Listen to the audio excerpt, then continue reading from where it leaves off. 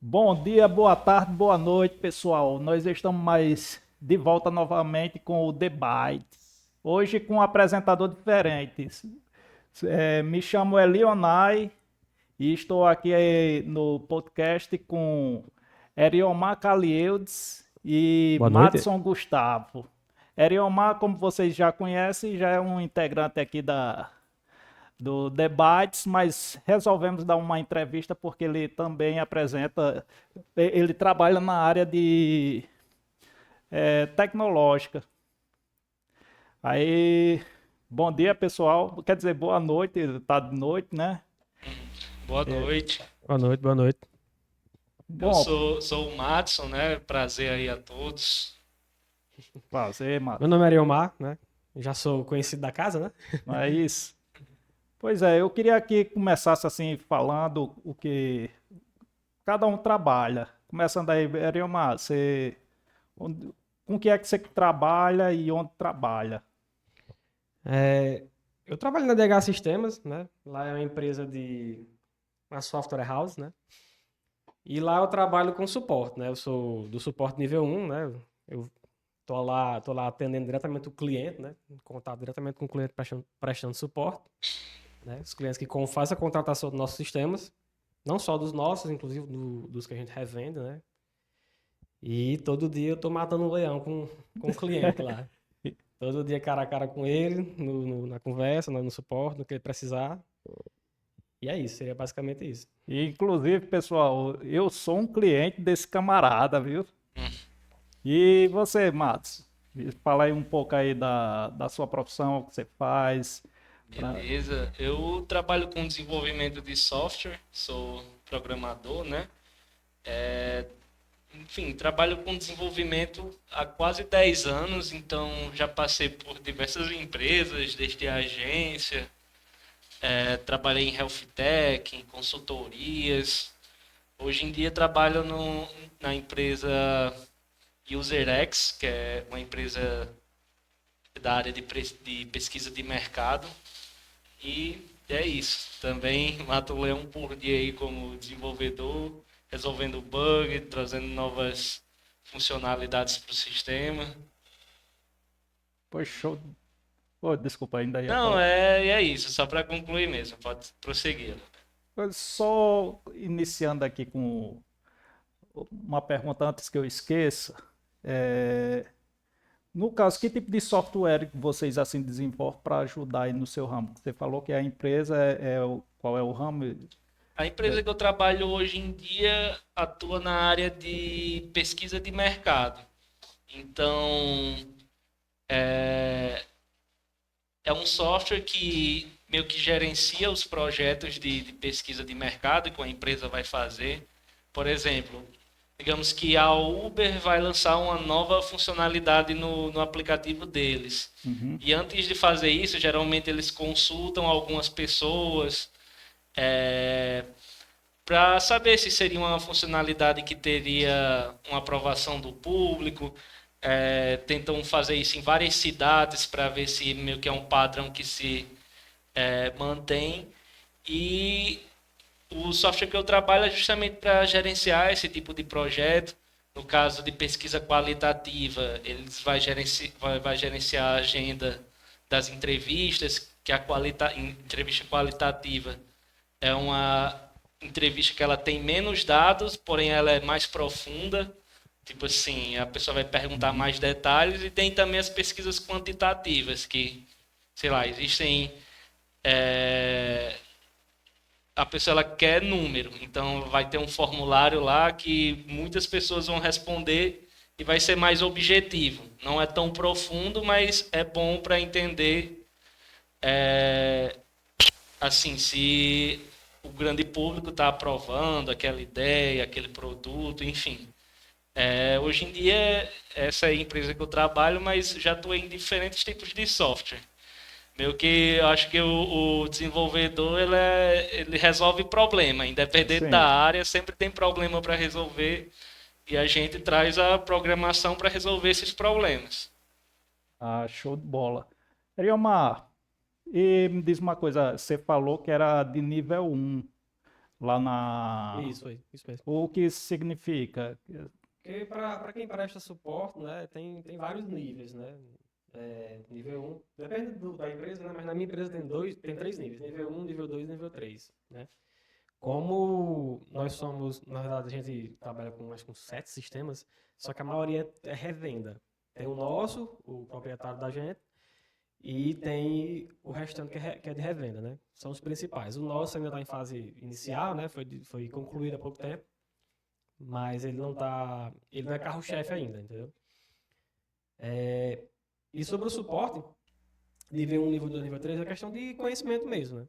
O suporte do nível 1 é aquele que está mais em contato com o cliente diretamente, né? Aquele vai fazer aquele contato inicial, entender o que está acontecendo, qual é o problema, ajudar, resolver também muita coisa, né? E quando o nível 1 não consegue, ele passa para o nível 2, se for alguma coisa mais, um problema mais sério, algo mais sério, então ele passa para o nível 2. E se o nível 2 também não conseguir, passa para o nível 3, né? E se o nível 3 também não conseguir resolver, aí quem resolve é o pessoal que realmente desenvolve o sistema, né? Então, tem esses 3 níveis, né? Porque, assim, é questão de organização da empresa mesmo, né? Então, o suporte de nível 3, ele nem sempre tem condições de estar diretamente com atendimento ao cliente, né? Direto com o cliente, né? Então, divide o suporte em níveis para poder... Ó, você fica com essa parte, com o cliente... Se der problema maior, passa pra gente. Se der problema maior, passa pra outro pessoal para tentar resolver. No Então, é caso, basicamente isso. quando formata, que para o público que não sabe, meu pai tem uma mercearia e utiliza um software de gestão comercial da empresa que a Eriomar trabalha. Toda vida que eu formato o computador, tem o suporte lá. Aí eu queria saber qual é o suporte, nível 1 ou nível 2, que faz toda a instalação do software lá, que é o da Hyper, né? Que vocês utilizam. Isso. Faz toda, que eu vejo lá, baixa um bocado de drive, não sei se chama assim, aquele SQL, que você pudesse explicar o que é o SQL, e alguma coisa assim sobre o sistema. Nesse caso é suporte nível 1 mesmo, né? Que é a instalação. O suporte nível 1, na verdade, vai implantar o sistema no cliente, vai instalar, implantar, treinar e prestar o suporte básico para intermediário, né? Então, se acontecer lá no seu pai de formatar o computador, né? Quem vai instalar o sistema sou eu, né? E deixar tudo pronto. Como ele já sabe usar, né? Já usa há muitos anos, então não tem mais treinamento, já está tudo pronto lá. É só instalação e deixa tudo como era antes, né? Mas supondo que seja um cliente novo, por exemplo, então quem faz a implantação, instalação, treinamento, é todo mundo do nível suporte nível 1, né? Então a gente configura a empresa, configura o sistema, lembrando que tem que ter um pouco de entendimento de contabilidade também para poder configurar, né? Tem que seguir a regra fiscal da empresa, certo? De acordo com que ela esteja enquadrada. Então você tem que, quem está no suporte nível 1 vai fazer isso aí. Vai implantar, vai instalar o sistema, configurar, deixar tudo pronto para o cliente usar, né? Para emitir as notas, fazer o controle de gestão, fazer o controle de estoque, controle de vendas, controle financeiro, certo? E, por fim, faz o treinamento, né? Deixar tudo pronto para o cliente usar e ser independente, né? Claro que ele vai entrar em contato para pedir ajuda, mas a ideia é que ele seja independente, que ele não dependa da gente para qualquer coisa que ele vai usar o sistema. Emitir nota, fazer uma venda, não. A gente tá ali para auxiliar, não para fazer o trabalho dele, entendeu? Então, seria basicamente isso, né? O suporte do nível 1. Ah, show de bola. Então é você que estava me atendendo lá. Não sei. Tem umas situações que a gente pega que é mais cabulosa, que é mais difícil, que a gente também resolve. Mexer com base de dados também, às vezes resolve algumas coisas e tal. Mas quando é uma coisa bem mais séria mesmo, aí passa para o nível 2, se for mais sério ainda, nível 3 e assim por diante. E assim, da minha experiência, assim, que eu já trabalhei desde empresas grandes até empresas bem menores, já trabalhei em empresas que, por exemplo, eu era desenvolvedor e eu lidava com o cliente também, e acabava meio que não fazendo nada direito, porque eu precisava de tempo para programar, para resolver os bugs, e os clientes às vezes sempre têm dúvidas que são coisas básicas, aí meio que parar o time de desenvolvimento para estar respondendo essas demandas é muito contraprodutivo. Então, Por isso tem que ter a divisão, né? exato. O suporte nível 1, para mim, é uma das coisas mais importantes que a empresa tem que ter, assim, no sentido de suporte de software mesmo. Porque se for ficar parando o time de desenvolvimento para cada dúvida do cliente, aí lascou. É meio trabalho de peão, sabe? Não exatamente, né? Peão a gente sabe que é um negócio de obra, é mais complicado, mais boca quente, mas aquela equipe, né? Aquele pessoal, aquela equipe, né? Que vai não só fidelizar o cliente, né? Eu tô- Como manter o cliente, atualizar o cliente, manter ele atualizado, orientar o cliente. Então, assim, pode ser uma coisa simples de fazer, mas na verdade não é. Tem muita coisa para fazer do suporte nível 1 para o cliente, né? Então, é trabalhoso, como eu falei, é todo eu dia imagino. um leão para matar. Ei, Gustavo, agora que você falou sobre a questão nível 1, batia muito de frente. Batia de frente que eu digo assim, tinha muito diálogo com o cliente. Isso também gera dor de cabeça, que às vezes a pessoa pega um cliente que não é... que é meio complicado se lidar. Me diz uma coisa, mas hoje você desenvolve o software porque eu vejo amigos que eles desenvolvem o software, mas eles têm contato diretamente com o cliente para saber o que é que ele quer, para ver o que ele pode encaixar lá no software para otimizar o que o cliente está pedindo, né? Beleza. Você hoje, você bate de frente assim com o cliente, como eu falei, tem um diálogo com o cliente ou já tem não sei se se diz, é um supervisor ou se tem um superior que já pega todo o projeto que é para ser feito e só faz entregar para vocês desenvolver. Como é que funciona lá? No caso é mais parecido com esse que você falou por último. Eu ainda tenho contatos pontuais ali com um cliente ou outro, mas na empresa que eu trabalho e várias outras empresas trabalham dessa forma também, geralmente tem um time de produto. E esse time de produto, ele é responsável por justamente saber essas demandas, essas dores que o cliente tem, seja por entrar em contato com o cliente ou entrar em contato, sei lá, com os próprios donos da empresa, que eles vão direcionar lá o que eles querem que vire o produto. E esse pessoal de produto, eles fazem essa questão de priorizar. Por exemplo, tem várias coisas para criar no sistema, mas tem essa função aqui que ela é mais importante, ela vai gerar mais valor.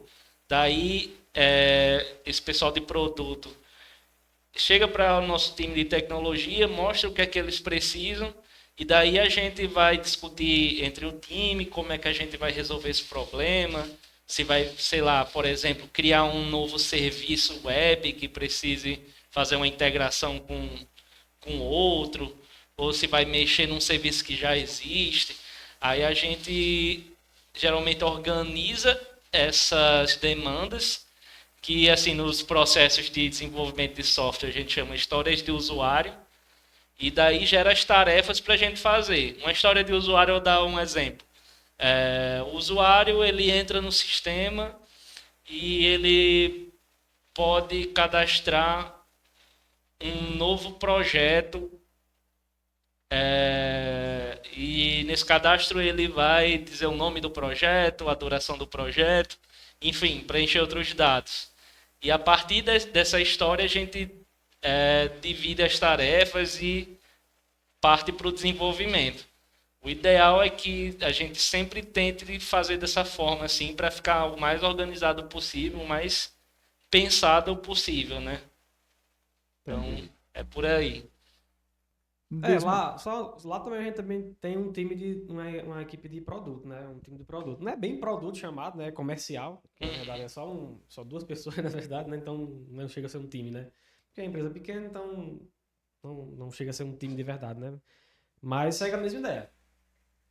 Só que é mais voltado para entender a necessidade do cliente e a partir dali apontar qual vai ser o sistema que ele vai contratar, entendeu? Então, o comercial, que é Daniel, até que faz esse serviço. Você conhece, Daniel? Pronto. Ele fala com o cliente, às vezes o cliente entra em contato, já repassa para ele, Daniel, se o cliente quer um sistema, fala aí com ele, veja o que é que ele está precisando. Então, o Daniel vai entender a necessidade dele, né? eu estou prezando no sistema assim, para minha empresa dessa forma, que faça isso e aquilo. Então, o Daniel vai, de acordo com os produtos que a gente tem, que são os sistemas, ele vai orientar. Olha, você vai usar isso aqui, esse aqui tem essa funcionalidade para você, tem isso e aquilo, e vai suprir sua necessidade. Então, eu acredito que esse aqui vai ser melhor para você. Então, a partir daí, se o cliente gostar, fecha a venda, tá fechado. Então, chegou mais um cliente para a gente, entendeu? Então, não é um time de produto de fato, né? Mas o comercial faz meio que uma parte do serviço do time de produto. Show de bola. Me diz uma coisa, voltando agora para os clientes. Vocês, alguma vez na vida, porque assim, vocês já sabem, trabalho. Para quem não vê e quem não assistiu os podcasts anteriores, eu fui o entrevistado. Eu trabalho com eletrônica e eu já tive uns bate-bocas com cliente, entendeu? Que realmente eu atendo meu cliente de frente, entendeu? Vocês já são virtual, não é isso? Vocês já tiveram alguma dor de cabeça com algum cliente que não conseguiu entender o ponto de vista da empresa, alguma coisa do tipo, ou vocês têm que ficar meio recluso e aguentar, digamos assim, que o cliente que já é orientado para fazer isso? Me explica aí um pouco aí de vocês dois aí. Quem começa aí? Eu acho que eu estou mais próximo do cliente do que Gustavo, né? Então acho que eu posso falar melhor, né? Assim, no meu caso, a gente nós não só atende o cliente de forma virtual, né? Por chat, por WhatsApp, por aí. Muitas vezes a gente vai fazer a implantação no local, na empresa mesmo do cliente, né? Quando é o cliente aqui da nossa cidade, onde a empresa está localizada, né? O cliente de fora geralmente a gente não vai porque não vale a pena. Mas sim, tem muitas, a gente já teve muitas situações, está tendo e ainda vai ter futuramente, com certeza, clientes que é um pouco mais bravo, que é um pouco mais cabeça dura, que não consegue entender uma coisa ou outra. Pronto, hoje, por exemplo, chegou um cliente pedindo suporte sobre uma remessa de boleto, que não estava conseguindo fazer a remessa de boleto no banco dele, que é o Sicredi. Nosso sistema oferece o serviço de geração de remessa e de remessa e retorno de boleto. Essa pessoa conseguiu gerar a remessa pelo sistema, só que na hora de colocar no site, né, do banco, estava dando um errinho no nome do arquivo. Eu olhei assim e percebi, olha, isso aqui não é suporte. Eu falei, expliquei, isso aqui não é suporte. O problema no caso não está sendo no sistema. Eu disse, isso aqui é da cor do site mesmo do banco, né? Ele disse, não, mas não sei o que, explicou isso aqui, o arquivo era para estar funcionando. Perfeito, vou verificar. Mesmo não sendo função nossa, né, a gente ainda assim tem que dar o braço a torcer, porque vai fidelizar mais ainda o cliente, né? Por mais que seja um cliente que já é cliente nosso há muitos anos, né? Então, vai fidelizar mais ainda, né? Então, verifiquei, né, o que é que de fato estava ocorrendo e percebi que era só o arquivo duplicado. Quando ela fazia o download do arquivo, eu já tinha baixado uma vez, né? O Windows ele não permite o arquivo duplicado com o mesmo nome, né? Então, quando você baixa o mesmo arquivo de novo, ele gera aquele arquivo lá com um número 1 entre parênteses, né? O número 1, 2, dependendo da quantidade que você baixa, né? E o banco não estava reconhecendo o arquivo por causa disso. Então, assim, uma simples besteira que... É o pior que a pessoa às vezes deixa de passar uma coisa, uma besteirinha. É uma besteirinha, mas que toma muito tempo, né? Exatamente. E você, Gustavo, já teve alguma dor de cabeça assim nesse quesito, questão com... Assim, eu já tive um pouco de dor de cabeça, mas foi com clientes meus mesmo, assim, de que eu fiz algum tipo de trabalho para eles. No caso, um serviço privado, assim, só... Exato, é o que o pessoal chama de freelancer, freela, Sim, algo do tipo. Digamos que tem uma empresa que o cara ele quer fazer um site da empresa dele, que tem uma função X. E eu vou lá, passo um orçamento para ele, a gente faz um contratinho, gera nota, tudo, e daí conclui o serviço, né? Depois que tiver tudo pronto. Só que o que acontece? Muitas vezes, nessa parte de contrato, principalmente, sei lá, quando é um desenvolvedor novo, que ele ainda não passou por algumas situações, não é tão vivido. Como a gente chama lá, não passou pela casca do alho ainda. Não É, passou pela casca do alho. exato, ainda é bizonho, o cara não passou não viveu muito. Ele faz um contrato lá que ele não deixa explícito o que que deve ser feito, o que que o cliente faz. Aí, não, mas faltou essa função aqui. Às vezes é uma função que nunca foi conversada. Então, tem esse tipo de situação. Mas, assim, eu lembro de uma das primeiras empresas que eu trabalhei, que era uma empresa pequena, que a gente, que era os desenvolvedores, tinha um contato lá com os clientes ainda, que tinha outro estagiário lá, que uma vez foi atender um, foi, na verdade, responder uns e-mails lá, de umas solicitações que o cliente pediu. O cliente era um senhor italiano, e o nome dele era Emile. Só que esse estagiário, ele não tinha percebido que era um senhor, né? Aí ele viu só o nome e começou a tratar no feminino. Ah, senhora. E, É, e esse cara ficou extremamente... pistola, né? ficou pistola. Ficou extremamente com raiva dessa situação. No outro dia foi cancelar o contrato na agência por causa disso. E, enfim, mas acabou não dando nada pro cara. Foi só uma situação mesmo que ficou história engraçada, mas tem esse tipo de problema. Por isso que é importante pessoas focadas em suporte, para não acontecer esse tipo de coisa. Isso aí, pelo menos. Isso acontece com até certa frequência, né? É bem comum ter muita gente com nome diferente, mas Justamente outra isso coisa aí. muito comum é o cliente não gostar de ser chamado de senhor ou de senhora. Então, De certa forma, é uma maneira educada de se tratar com a pessoa, né? Mas tem cliente que não gosta. Não. Porque eu acho que eles pensam que dá o sentido de pessoa idosa, já de certa idade, né? E a pessoa não Justamente. gosta, né? Não me chame de senhor, não me chame de senhora, me chame de você, que tá tudo No, certo. no A meu pessoa não gosta. caso, no meu caso, meu nome é Leonai. Aí agora o suporte é tudo pelo Zap, né? Aí no WhatsApp aí o suporte é automático, depois passa para os atendentes. Aí todos os atendentes de- acham que meu nome, porque meu nome é unissex, mas só que acha que é feminino. É onde lasca. E aí a senhora, eu disse senhor. Mas eu não me importo, que isso aí é normal de acontecer. Mas, acontece. ei, Gustavo, mas me diz uma coisa, já que você é na parte da área de desenvolvimento, qual é a sua aptidão, o que é, ou então a parte que você trabalha aqui na parte de programação é dividida em vários setores, tem o front-end, tem o Uhum, back-end, o dados, sim. entre outros. Qual é o que você trabalha ou o que você tem aptidão? Você tem mais vocação, digamos assim. Eu meio que faço de tudo um pouco. Eu sempre fui muito desenvolvedor full stack, que chama, que o cara faz tudo, faz o front, faz o back. Mas a minha maior aptidão é realmente o back-end. E eu gosto muito da parte de infraestrutura também. Também do que eles chamam de arquitetura, system design, que é justamente pensar a solução, como ela deve ser feita, quais protocolos de comunicação vai ser usado, se vai ter cache, se vai ter load balance, se vai ter diferentes servidores servindo a mesma aplicação, qual tipo de banco de dados usar. Eu gosto muito dessa parte, mas assim, no dia a dia eu fico muito mais focado em back-end e infraestrutura mesmo. E você, Erioma, como a gente está fazendo o curso, não é, Sim, de sim. sistemas para a internet, qual é a sua vocação, assim, que você acha? Qual é a área Eu, de go- programação que você gosta eu mais? gosto muito de cibersegurança.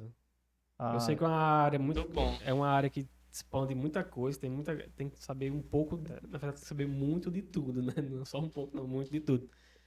Programação, redes, meu Deus, tem tanta coisa. Já tava olhando algumas coisas para estudar da área de cibersegurança. O leque de conhecimento que você tem que ter é muito grande, então eu acho que a parte de cibersegurança é o que mais me interessa. show de bola. Me diz uma coisa, vocês, alguma vez na vida, que na verdade eu não sei, Gustavo, você é júnior ou sênior na empresa? Hoje em dia eu sou desenvolvedor sênior. Sênior, né? No caso, você todos os dias tem aquele papel de liderança na empresa, né? Assim, no Não caso. da empresa, do seu grupo, do seu grupo lá, né? Exato, é o que eu ia falar. Geralmente é mais no meu time mesmo. Por exemplo, atualmente o meu time ele sofreu um desfalque de tech leader, que ele saiu da empresa, e eu meio que assumo um pouco esse papel hoje em dia. Apesar de eu não ser exatamente uma liderança, mas eu busco assumir esse papel de assumir um pouco a liderança técnica de como vai ser as coisas. Óbvio que eu não tenho como dar conta de tudo, até porque eu tenho que fazer as minhas tarefas, né? Os meus códigos, enfim, fazer as minhas features, mas eu sempre gosto. Quando eu trabalhei em consultoria, eu também era sênior. Cheguei a mentorar algumas pessoas que eram estagiários, que tinham entrado na consultoria também, e tipo, eles ficavam acompanhando o dia a dia lá dos sêniors. E eu gostei de fazer isso, porque até mesmo quando eu comecei na área, não foi muito assim, eu meio que fui aprendendo tudo na raça. Eu chegava a trabalhar nos lugares, não tinha isso de ensinar, era, não, faça, e eu tinha que desenrolar. O famoso se vire. Se vire. E dava certo, mas a gente acaba sempre tropeçando quando a gente está fazendo tudo sozinho. Uma pessoa mais experiente orientando faz toda a diferença. Então, acho também que isso aí é um papel de um sênior, fazer esse tipo de coisa. No caso, você gosta desse papel de sênior? Gosto. Você é um líder mesmo? Não me considero líder, Não, eu digo mas assim, não seja modesto, porque tem aquela pessoa que tem o perfil de líder mesmo, tá ali e realmente gosta. Se você gosta, creio eu que seja um bom líder, viu, Gustavo? já me falaram isso, mas eu gosto muito da parte técnica. Eu gosto de ter essa conversa, conversar sempre com os meus pares, assim, trocar ideia, mas eu gosto da gestão de pessoas, mas eu gosto muito mais da parte técnica. Então, Entendeu? eu acho que se eu fosse líder, talvez eu assim, se eu fosse só liderar, eu talvez ficasse um pouco desgostoso, porque eu gosto de estar lá Eu tô botando a entendendo. mão na massa. É, eu tenho outro amigo que também falou a mesma coisa, viu? E você, Ariomar, já exerceu ou de vez em quando apareceu questão de liderança lá no seu time também? Eu acho que já. Porque, assim, eu tenho um líder no suporte, né, que chama Head, né, que é o cabeça, traduzindo assim a pé da letra, que faz a mesma coisa que eu, só que ele tá no status de liderança, né? E às vezes quando ele não tá presente, eu não vou dizer que eu tomo a frente para liderar, mas eu ajudo muito, entendeu? Eu gosto muito de ajudar o pessoal que tá, meus colegas lá. Principalmente agora que tem 3 pessoas novas que chegaram lá que não sabem de nada. Quem é É, novo realmente não sabe nada mesmo. Vai ter que ir aprendendo no dia a dia, né? isso, Colocando a mão na massa e aprendendo de fato, né? Mas eu sempre gosto. Eu acho que eu não tenho vocação para ser líder. Mas eu gosto muito de ajudar. Quem não sabe, se souber daquilo ali, que ajudo na maior. Mas já é um bom caminho liderar, para ser um bom líder. É, Porque, eu quem gosta não de sei. ajudar, tá sendo o líder mesmo involuntariamente, entendeu? Até porque tá assim, talvez ajudar, ser líder não é só ajudar, né? Ser líder Isso. acho que é muito mais que ajudar, é orientar, Orientar, traçar o juntar a caminho equipe correto, também, né? correto. é, Unir Fi- todos, né? dar feedback também. Isso, dar feedback, né? Acho que ser líder é tão complexo, tem tanta coisa para que um líder tem que É, fazer que Mas a gente acabou entrando num assunto interessante que é essa questão das soft skills, porque às vezes a gente que é da área de TI foca muito na parte técnica. E, sei lá, é muito comum ver um cara que ele principalmente na minha área, assim, que ele é programador, mas o cara tem zero jeito de lidar com pessoas. E, tipo assim, não é porque você trabalha lá com programação que você não vai lidar com pessoas. Isso é uma ilusão. Você lida com pessoas todo dia. E se não gosta, então não está fazendo exatamente o trabalho de que um engenheiro de software faz, de levantar requisitos, por exemplo, você não tem como lidar com tudo sozinho, então você tem que ter uma boa relação ali com seus pares. Se você é back-end, você tem que ter uma boa relação com o cara que é do front-end, vocês têm que conversar para se entender, então essa parte das soft skills, de uma pessoa que é comunicativa, que sabe conversar, sabe orientar, isso faz toda a diferença no mercado de trabalho atualmente. É, entendo. Me diz uma coisa, vocês tiveram algum. Vamos falar agora sobre fracasso em projetos. Você, Gustavo e Ariomar, já teve algum projeto ou algum atendimento, no seu caso, Ariomar, que foi um fracasso que vocês extraíram um conhecimento que, é, como é aquele ditado que diz, não tem um mal que não traga o bem. Sim, sim. Vocês poderiam citar que fracasso foi esse, o que vocês aprenderam com esse fracasso? Eu acho que no meu caso é mais quando o cliente faz o contrato da solução com a gente, né, do sistema, do software, mas em pouco tempo depois ele desiste, ele cancela e diz, não vou querer mais, eu acho que não vai funcionar para mim. Eu sinto assim, como se eu não tivesse cumprido minha missão. Porque como eu falei, né, eu geralmente implanto, instalo, deixo tudo pronto para o cliente e faço o treinamento, né? Então, quando o cliente inicia, passa um tempo, passa pouco tempo, 2 meses, 3 meses, às vezes menos também, e cancela, eu sinto que eu não, sei lá, não expliquei bem, não mostrei bem como é que funciona, não consegui mostrar para o cliente o que é que a ferramenta é capaz de fazer para ele, para a empresa dele, entendeu? Então, eu considero isso um fracasso. Para mim, isso é um fracasso. No caso, você extraiu que aquilo você tem que melhorar a cada dia, né? Aquele fracasso de dizer, tenho que melhorar em alguma coisa por ele não ter optado pelo serviço, não é isso?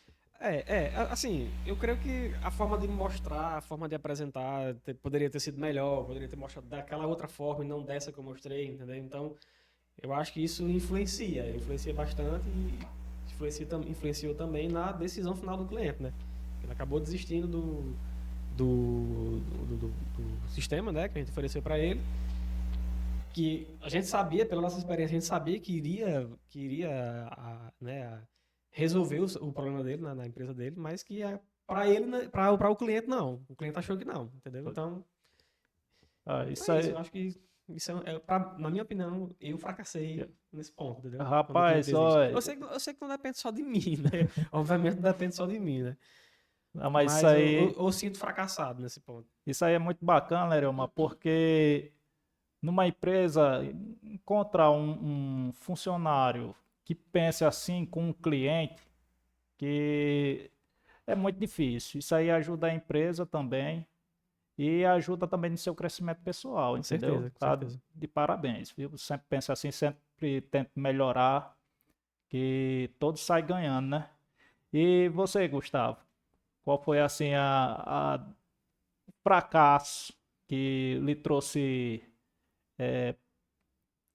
o mal que lhe trouxe o bem, um conhecimento, alguma coisa do tipo assim, que você teve que melhorar? Eu acho que o que talvez chega mais próximo disso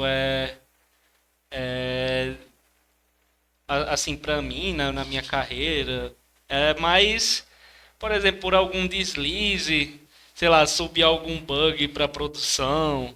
Às vezes acontece, o sistema ficar fora do ar, afetar o cliente. Mas, assim, eu nunca fiz subir algum bug que, sei lá, gerou um prejuízo para a empresa ou algo do tipo. Mas assim, toda vez que eu, sei lá, quebrei o sistema, ou subi algum bug ou algo parecido com isso, sempre mantive a calma, manter a frieza, analisar o problema friamente, ver o que foi que aconteceu tentar consertar o mais rápido possível e é isso, segue a vida. Eu acho que faz parte do jogo e a gente, apesar de trabalhar com máquinas, não somos máquinas. A gente é possível que a gente erre, então faz parte do jogo. Mas assim, teve algum projeto, assim, você deveria fazer um programa e você não conseguiu entregar esse programa, você fracassou totalmente no projeto, já houve assim algum problema na...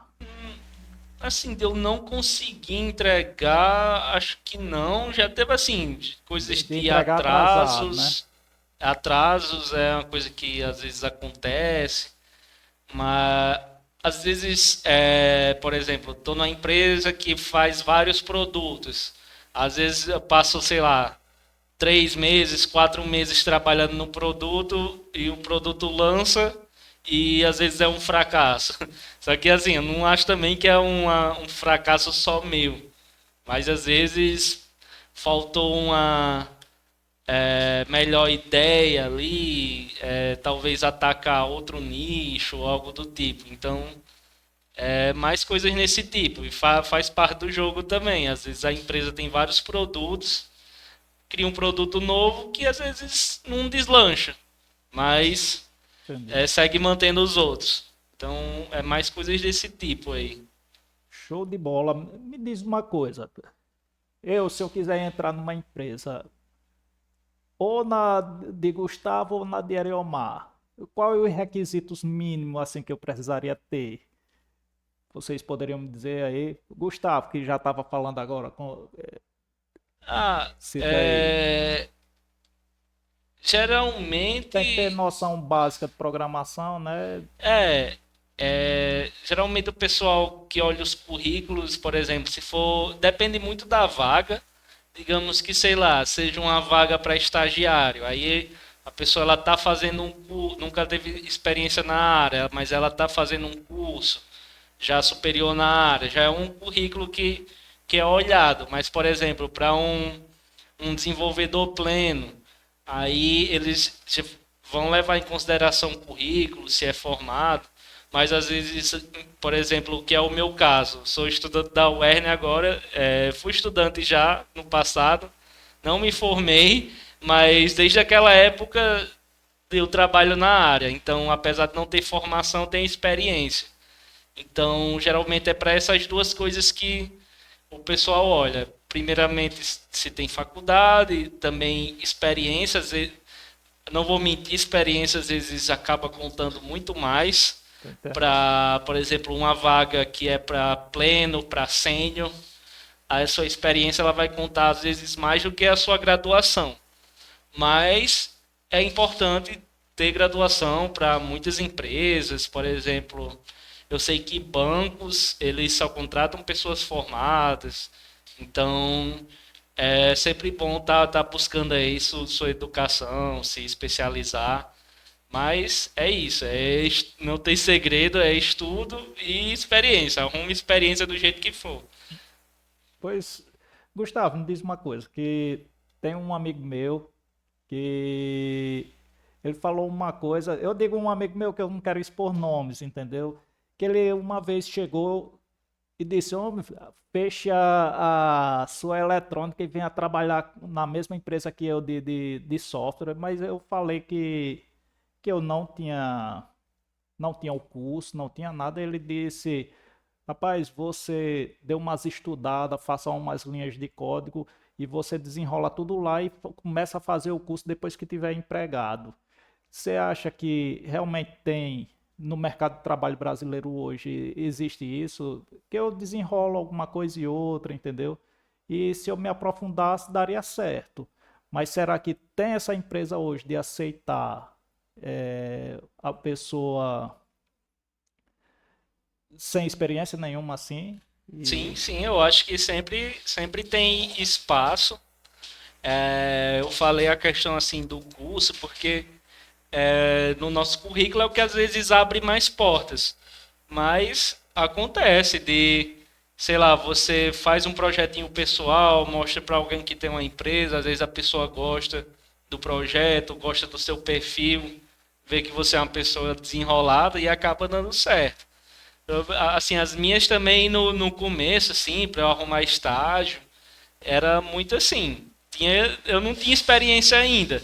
Eu tinha um curso técnico, fazia graduação Entendeu? e tipo, no tempo eu estava no primeiro, segundo período, às vezes o pessoal já não levava em consideração por causa disso, mas eu já tinha o técnico e eu realmente sabia um pouco de. No tempo, assim, no caso eu comecei trabalhando lá com PHP, então já entendi um pouco. Então, isso acabou contando muito, porque eu já tinha experiência, já tinha feito coisas, sempre, assim, fui uma pessoa, né, que eu me comunico, assim, considero que eu consigo me comunicar bem, assim, para transmitir o que eu sei, os projetos que eu já fiz. Então, é isso, vai muito também da pessoa, da oportunidade. Acredito sim que há sim, esse espaço. Show de bola. E você, Eriomar, poderíamos dizer assim, quais os requisitos para poder trabalhar na DH, na DH Host, né? Ou mudou de nome? DH Sistemas. Agora é DH agora é Sistemas. Grupo DH, porque É Grupo já tem DH. várias empresas dentro, né? Então agora é Graças a Grupo Deus. DH. Mas a principal é DH Sistemas mesmo. Não, exatamente não precisa ter um currículo cheio para você Tendo noção entrar. básica de A informática. noção básica de informática, obviamente, é essencial, né? Porque a gente trabalha diretamente com isso. Mas a formação superior ela não é levada em consideração, porque não é algo que exige mesmo de fato, né? É porque você vai lidar diretamente com o cliente, né? O carro-chefe lá, que é o suporte, vai lidar diretamente com o cliente. Então, não exige uma formação para isso, né? Então, pelo meu caso, que eu estou lá há 5 anos já, meu currículo também tem um curso técnico em biocombustíveis, não tem nada a ver, na área de química, nada a ver com informática, e tinha formação em CIT, superior, CIT. Então, assim, não tem absolutamente nada a ver com a empresa, né? Com que a empresa trabalha. Então, Mas você teve dificuldade em alguma coisa lá? Ou ainda enfrenta dificuldades hoje? eu acho. Não, dificuldade sempre vai ter alguma coisa. A gente nunca vai saber de tudo lá, né? Então, assim, eu tive que aprender muita coisa lá, né? Principalmente a parte de sistema, banco de dados, também a lidar com as pessoas, né? E, como eu falei, estou lidando todo dia diretamente com as pessoas, então tenho que saber falar com elas, tenho que saber a forma de se comportar, de como se comunicar de fato, né? É porque é um cliente que está pagando por aquele seu serviço, né? Então, a comunicação é muito importante com eles, né?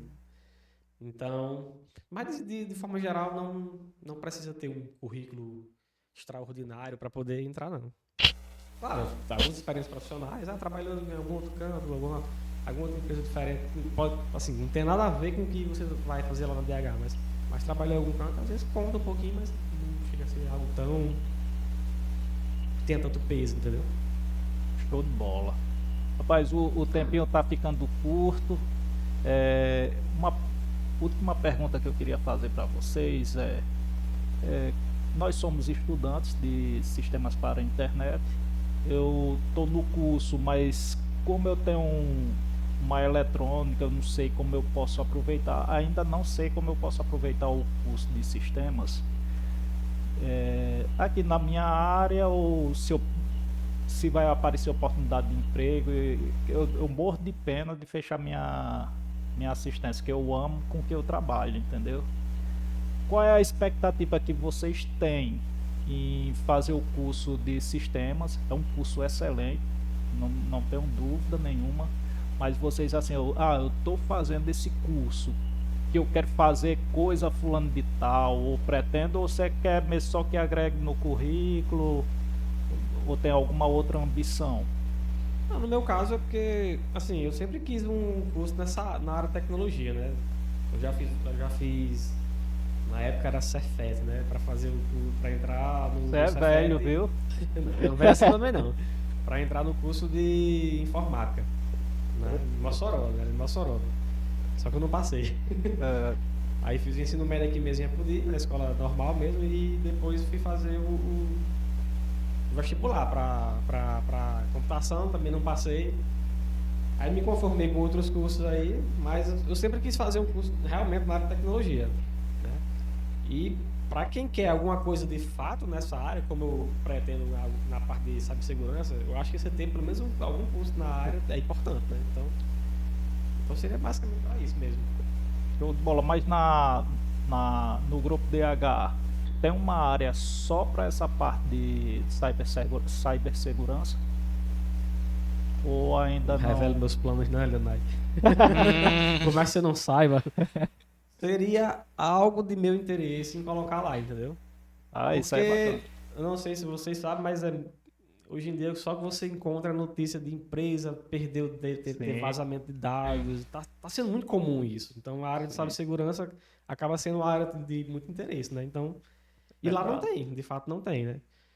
E assim, lá a gente lidar com dados de outras pessoas, de outras empresas que estão ali jogados, de certa forma, que não tem proteção nenhuma, né? Então, Que na verdade deve ter uma série de proteção lá, né? Que agora de terceiros, né? Que vocês utilizam.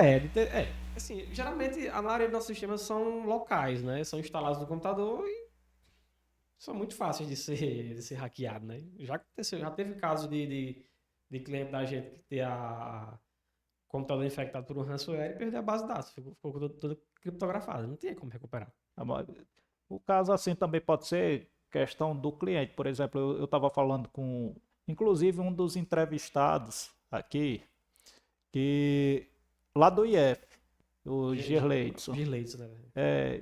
falando que muitas vezes hackeiam um sistema lá no IF, o IFRN, daqui de Apodi, a questão de segurança é absurda. Mas só que lidar com muitas contas de alunos e os alunos não têm os cuidados.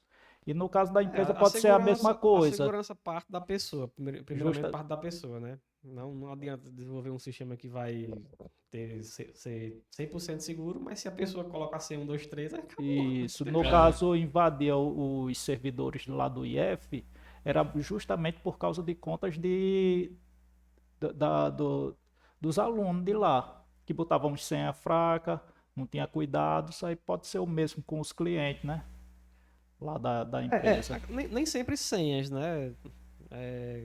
Pronto, nesse caso do cliente da gente que foi infectado por um ransomware, ele possivelmente entrou em algum site aí estranho, acabou baixando algum vírus no computador, ele executou, pronto, perdeu tudo. Às vezes é pacote Office, quando a pessoa baixa aí vem já teve o caso de um cliente meu que baixou o pacote Office tentando instalar e pegou, o ransomware que criptografa todos os arquivos, ransomware é o que criptografa. Pronto, criptografou tudo, ficou um formato lá, o tipo de formato dos arquivos ficou arquivo. Ponto arquivo. Ponto arquivo, né? Pronto. Eu já vi uma situação desse cliente da gente que inclusive foi a partir daí que me trouxe interesse maior na cibersegurança. A base de dados do sistema dele ficou .pag, .mpag. Aí você ia lá na parte do sistema, tava lá um TXT lá com os dizeres lá do atacante, né? Dizendo pague tanto para recuperar os arquivos. A pessoa não vai pagar, né? Via Bitcoin. E nem se pagar, também eles não... se pagar é besteira. Porque você além de estar influenciando o crime, nada garante que você vai receber o arquivo de volta, né? Bola. E você, Gustavo, com relação ao curso, qual é a expectativa que tem? O que é que você quer aproveitar dele? Me explica aí. Eu, assim, já trabalho na área há um tempo de desenvolvimento de software. Meu objetivo com o curso é mais entender um pouco também sobre as outras áreas. Por exemplo, a área de segurança também me interesso muito. Inclusive, nesse semestre paguei uma disciplina de segurança que foi bem legal estudar os assuntos. E também agregar no currículo. Eu penso muito também em trabalhar para empresas maiores, tanto aqui no Brasil, também até fora do Brasil. Também tenho estudado inglês para isso. Então, o conselho que eu dou aí para os estudantes: prossigam, terminem sua graduação. É coisa muito importante para todo mundo. Foi show de bola. Por mais que tenha gente que diga que não é importante ter graduação, a graduação hoje não serve para nada, isso aqui, né? Pode não servir para nada, mas tenha pelo menos no seu currículo. Sim, é Em algum verdade. momento ela vai servir para alguma coisa. Pois é, pois vamos encerrar mais um podcast, né? Que venham mais, né? Se Deus quiser. E quero agradecer aqui a Gustavo, Madison Gustavo, que é como é, engenheiro de software, como é? Engenheiro de software, Engenheiro de software, desenvolvedor, programador. isso mesmo, estava procurando. E Eriomar Nada, eu Calheiros, que que agradeço aí o que é convite. analista de Analista de suporte, suporte. show de bola. Muito obrigado à presença de vocês dois.